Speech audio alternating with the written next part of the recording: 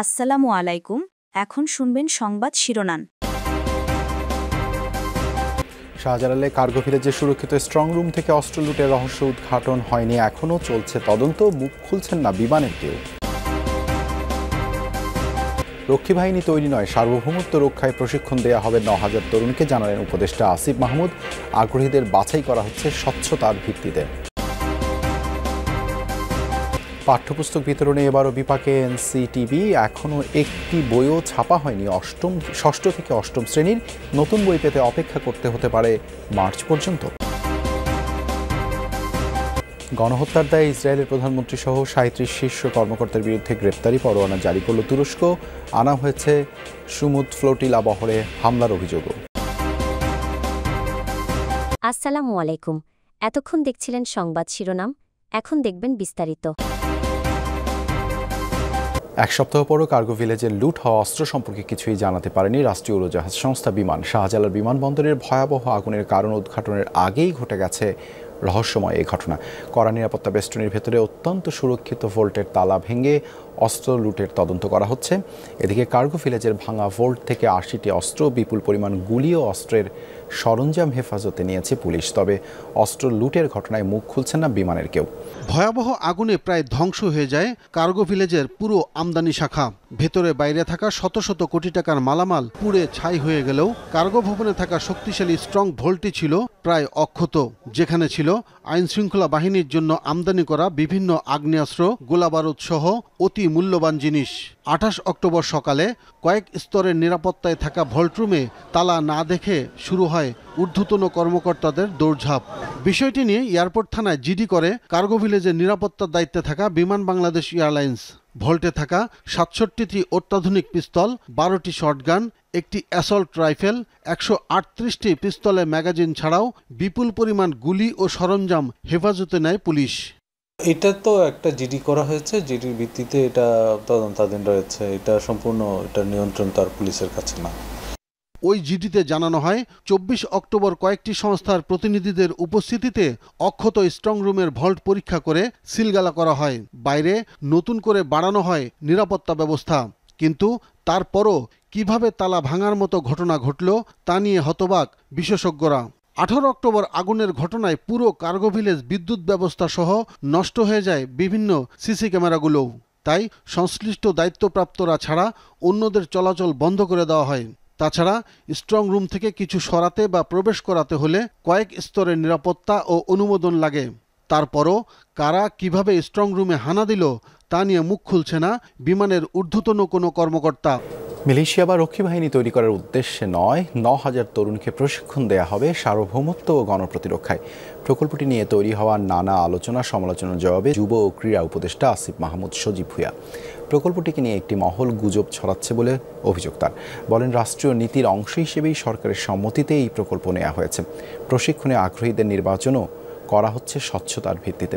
দেশের ১৮ থেকে ৩৫ বছর বয়সী তরুণ তরুণীদের জুডো, কারাতে, টাইকোয়ান্দো এবং শুটিং প্রশিক্ষণের একটি প্রকল্প গ্রহণ করেছে যুব ও ক্রীড়া মন্ত্রণালয়। প্রকল্পের আওতায় ৮,৮৫০ জনকে প্রশিক্ষণ দেয়া হবে বিকেএসপিতে। আত্মরক্ষামূলক মৌলিক প্রশিক্ষণ বলা হলেও এই প্রকল্প নিয়ে পক্ষে বিপক্ষে তৈরি হয়েছে মিশ্র প্রতিক্রিয়া, নানা জল্পনা কল্পনা। দুঃখজনক যে এগুলো সব কিছু পাবলিক ডকুমেন্ট। এটা যারা আলোচনা করছেন এসব বিষয়ে, আমি দেখি অনেক শিক্ষিত মানুষজন আলোচনা করছেন। তারা এটা চাইলেই এটার বিষয়ে বিস্তারিত খোঁজখবর নিতে পারতেন। আমাদের প্রশিক্ষণটা দেওয়া হবে এয়ার গান দিয়ে। অনেকে AK-47 কথাও বলছে।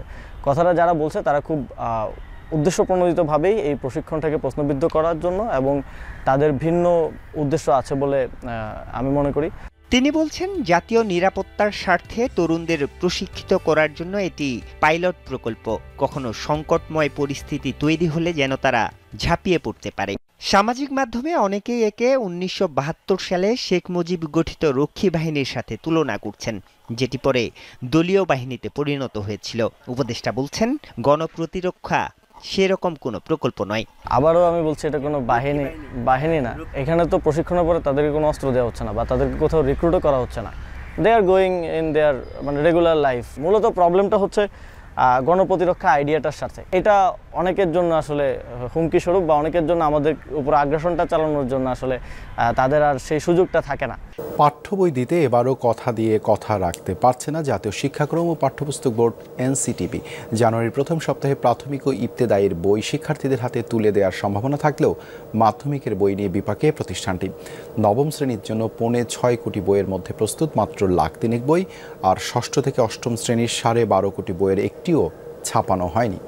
শঙ্কা, মাধ্যমিকের শিক্ষার্থীদের নতুন বই পেতে অপেক্ষা করতে হতে পারে মার্চ মাস পর্যন্ত। প্রেসগুলোর ব্যস্ততায় প্রায় শেষ প্রাথমিক ও ইবতেদায়ীর 12 কোটি বইয়ের মুদ্রণ। ইতোমধ্যে জেলা উপজেলায় সরবরাহ হয়েছে প্রায় 62% বই। প্রিন্টিং প্রক্রিয়াটা তো ফেজ বাই ফেজ, ঠিক আছে। এখন প্রিন্টিংয়ের প্রাইমারির কাজ কিন্তু চলমান, মানে প্রেসে কাজ। আমি এখন যদি ধরেন 6-7-এর যায়ও এটা বা 9-10-এর, তারা কিন্তু এই কাজটা ধরতে পারবে না মানে তারা যেহেতু প্রাইমারি নিয়ে ব্যস্ত রয়েছে, মানে বাই ডিসেম্বর আমাদের কাজগুলো কিন্তু শেষ হয়ে যাবে। অবশ্যই বাই ডিসেম্বর এগুলো কাজগুলো শেষ হয়ে যাবে এই ওয়ার্ক প্ল্যান অনুযায়ী। যদিও নির্ধারিত সময়ের মধ্যেই বই দিতে আপ্রাণ চেষ্টা করছে এনসিটিবি, চলছে নজরদারি। দুর্নীতি অনিয়ম ঠেকাতে বইয়ের ভেতরের পাতায় এবার প্রেসের নাম দেয়া হচ্ছে বাধ্যতামূলকভাবে। অভিযোগ আছে এমন কড়াকড়িতেও নিম্নমানের কাগজ ব্যবহার করছে অনেক প্রেস মালিক। এনসিটিবির সাথে যোগসাজশে কোমলমতিদের হাতে মানহীন বই দেওয়ার অপচেষ্টায় অনেকেই। ইসরায়েলের বিরুদ্ধে আরও একটি বড় পদক্ষেপ নিল তুরস্ক। গাজায় গণহত্যার দায়ে প্রধানমন্ত্রী বেনিয়ামিন নেতানিয়াহুর বিরুদ্ধে গ্রেপ্তারি পরোয়ানা জারি করেছে আঙ্কারা। নেতানিয়াহু ছাড়াও এই তালিকায় রয়েছে প্রতিরক্ষামন্ত্রী ইসরায়েল কাটজ, জাতীয় নিরাপত্তা মন্ত্রী ইতেমার বেন গাভির, সেনাপ্রধান এবং নৌবাহিনী প্রধান সহ দেশটির 37 শীর্ষ কর্মকর্তা। তাদের বিরুদ্ধে আনা অভিযোগে বলা হয় গাজায় গণহত্যা এবং মানবতাবিরোধী অপরাধ চালিয়েছেন তারা। এছাড়া অবরুদ্ধ উপত্যকায় মানবিক সহায়তা নিয়ে যাওয়া গ্লোবাল সুমুদ ফ্লোটিলা বহরে হামলার অভিযোগও করা হয়।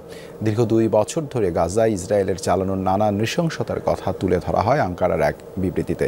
সুমুদ ফ্লোটিলা অভিযান থেকে ফিরে আসা ব্যক্তিদের সাক্ষ্য এবং ফরেনসিক প্রমাণও গুরুত্বপূর্ণ ভূমিকা রেখেছে এ মামলায়। যুদ্ধের কারণে প্রায় 2 বছর ধরে বন্ধ গাজার বর্জ্য অপসারণ এবং পয় নিষ্কাশন ব্যবস্থা।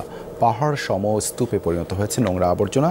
তাঁবুর পাশে ময়লার স্তূপ আর নর্দমার নোংরা পানির মাঝেই বাধ্য হয়ে দিন পার করছেন অসহায় ফিলিস্তিনিরা। এরই মাঝে শিশুদের মাঝে ব্যাপক হারে ছড়িয়েছে চর্মরোগ। ধ্বংসস্তূপের পাশাপাশি চারদিকে ছড়িয়ে ছিটিয়ে রয়েছে নোংরা আবর্জনা, যেখানে বসতি গড়েছে মশা মাছি। দুর্গন্ধে এক মুহূর্ত দাঁড়িয়ে থাকাও দুষ্কর। এমন দুর্বিষহ পরিস্থিতির মাঝেই বাধ্য হয়ে বাস করছেন যুদ্ধবিধ্বস্ত গাজার বাসিন্দারা। উপচে পড়া নর্দমার পানি আর ফেলে দেওয়া আবর্জনায় সয়লাব চারপাশ। এর সাথে যোগ হয়েছে 2 বছর ধরে চলা যুদ্ধের ধ্বংসাবশেষ। এরই মাঝে তাঁবু খাটিয়ে বাস করছেন ফিলিস্তিনিরা। ডেঙ্গু, ম্যালেরিয়া, কলেরার মতো রোগের পাশাপাশি নোংরা পরিবেশে ব্যাপক আকারে ছড়াচ্ছে চর্মরোগ। এদিকে হাসপাতালে রোগীর ভিড় বাড়লেও নেই যথাযথ চিকিৎসার ব্যবস্থা। প্রতিদিন ঘুম থেকে উঠে তাঁবু থেকে বের হয়ে ময়লার স্তূপ দেখি। ময়লা আর নর্দমার পানির কারণে তাঁবুতে বেড়েছে মশা মাছির উপদ্রব। দুর্গন্ধে রাতে ঘুমাতে পারি না। আমার সন্তানেরা সবাই জ্বর, শ্বাসকষ্টে আক্রান্ত। পরিবারের সদস্যদের চিকিৎসা করানোর মতো সামর্থ্যও নেই আমার। ইসরায়েল সীমান্তের কাছাকাছি ছিল গাজার 3টি প্রধান শোধনাগার। আগ্রাসন শুরুর পর থেকে সীমান্ত অবরোধ করায় গেল 2 বছর ধরে বন্ধ উপত্যকার পয় নিষ্কাশন ব্যবস্থা। যুদ্ধবিধ্বস্ত উপত্যকাটি যেন বর্জ্যের ভাগাড়ে পরিণত হয়েছে। গেল মাসে যুদ্ধবিরতির পর থেকে একটু একটু করে বর্জ্য নিষ্কাশন শুরু করেছে কর্তৃপক্ষ।